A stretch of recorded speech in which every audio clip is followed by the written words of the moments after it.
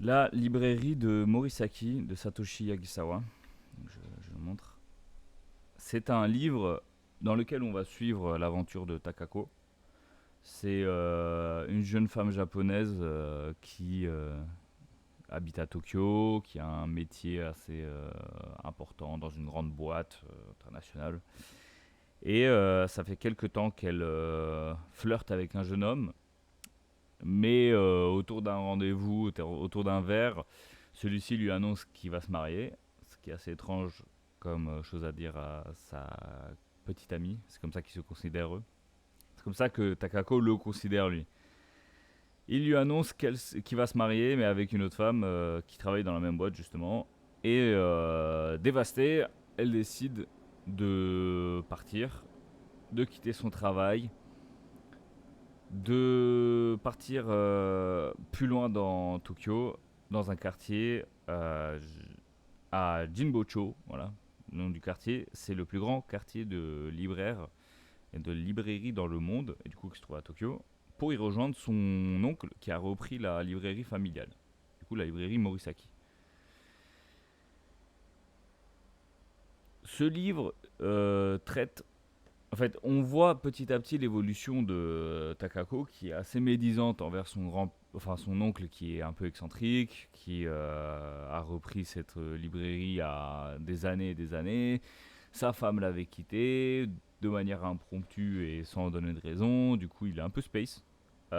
Et du coup, cette jeune femme, on la voit évoluer dans cet univers-là où elle est déprimée, où elle méprise tout le monde, vers une personne qui se donne petit à petit dans la lecture et qui apprend à apprécier l'excentricité de son oncle, les différences des clients et des gens qui habitent dans le quartier, etc.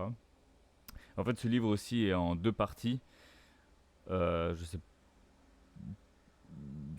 s'il y a du spoil. Enfin, je vais spoil en fait parce que j'ai envie de parler de ce livre. Donc, en fait, la première partie, on voit cette évolution là où il en vient même à un moment où elle confronte de nouveau ce jeune homme là qui lui a brisé le cœur. Elle accompagne son oncle qui lui avec quelques verres d'alcool dans le pif pète un câble et décide d'aller se rendre chez elle, enfin chez lui pardon.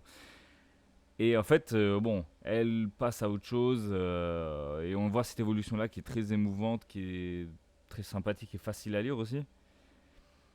Elle se fait des nouveaux amis, on apprend un peu les histoires, les potins entre les amis, etc. Et voilà, ça m'a ramené un peu dans un état de sérénité un peu que je pouvais avoir quand j'habitais en Corée du Sud. Et même par la mention et la description de certains endroits, ça m'a rappelé mon voyage au Japon et ma vie en Corée du Sud. C'est peut-être pour ça que j'ai accroché aussi. Et après, au milieu du livre, ça switch un peu, parce qu'on retrouve un an et demi après, il me semble. Un an, autour de ça. Son oncle qui l'appelle en disant elle est revenue. Sa femme, qui s'appelle Momoko, est revenue. Après 5 ans d'absence, sans laisser un mot, elle est revenue sans donner de raison non plus. Elle a débarqué de nulle part. Et du coup, cet oncle-là lui demande un peu d'enquêter dessus, savoir un peu ce qui se passe, pourquoi elle est revenue, etc. Et de ce fait, il y a une deuxième partie de l'histoire où en fait on ne suit plus l'histoire de Takako et Satoru. Il me semble qu'il s'appelle comme ça, ouais. Satoru. Mais on suit du coup l'histoire de Takako et Momoko, qui du coup apprend un tout autre tournant parce que cette dame-là est aussi très excentrique, mais beaucoup plus énergétique et bon vivante que son oncle.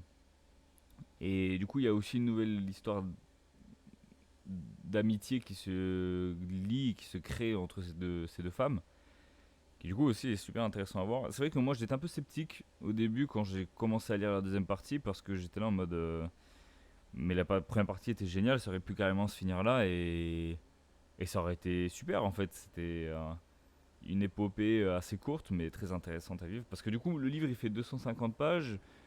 C'est assez bien ficelé du fait que la première moitié fait à peu près 100-125 pages et l'autre moitié aussi 100-125 pages. Donc c'est pour ça que j'étais là, bah pourquoi forcément faire une deuxième partie, c'était pas forcément nécessaire. Mais j'étais vachement surpris en appréciant autant la deuxième partie Parce que les deux, Momoko et Takako, font un voyage ensemble. Cette femme-là qui est très speed, etc. Pourtant, on ne sait rien d'elle. C'est limite si Satoru, donc son mari, sait quelque chose d'elle. Et on la voit se livrer petit à petit à sa nièce, qui apparaît plus comme une confidente en fin de compte, plutôt que comme une nièce banale. Et du coup, c'est beau à voir toute l'évolution là. Mais voilà, je conseille vraiment ce livre, c'est très facile à lire, c'est très bien écrit. Bon, il y a un argument assez con, c'est que c'est assez gros. C'est pas gigantesque comme police d'écriture. Voilà, c'est pas, ça veut pas faire le focus. Je suis nul comme influenceur. Euh, c'est pas assez gros comme lettre. Et même c'est bien écrit, il y a pas mal de descriptions claires des environnements, il y a des dialogues assez clairs mais bien écrits aussi. Euh, Il y a une deuxième partie qui est proposée ici, le retour à la librairie Morisaki, mais j'hésite à lire parce que je me dis que ça va... Enfin vous savez, les deuxièmes font toujours peur au premier parce qu'on se dit si on a vraiment apprécié le premier tome,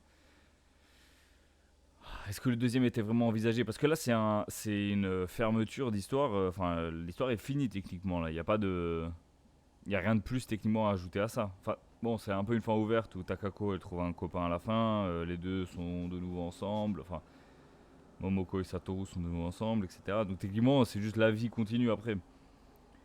Mais j'ai pas l'impression qu'il était écrit pour qu'il y ait une suite. C'est pour ça que j'ai un peu peur de lire la deuxième partie, mais on verra bien.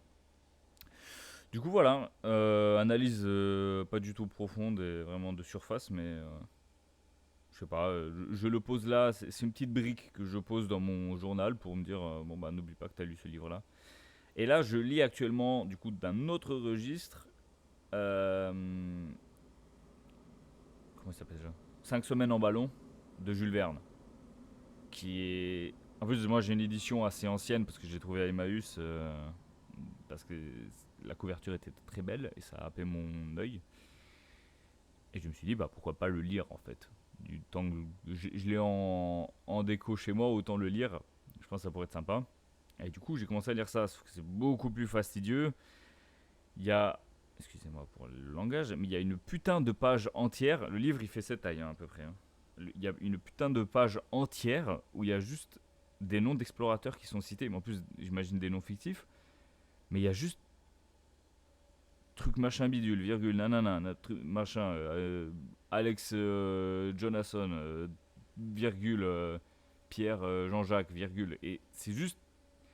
Moi, je me dis, j'aime bien lire, mais est-ce que ça vaut vraiment la peine que je lise absolument tous ces noms-là? Et bref, c'est beaucoup plus fastidieux comme lecture que ça.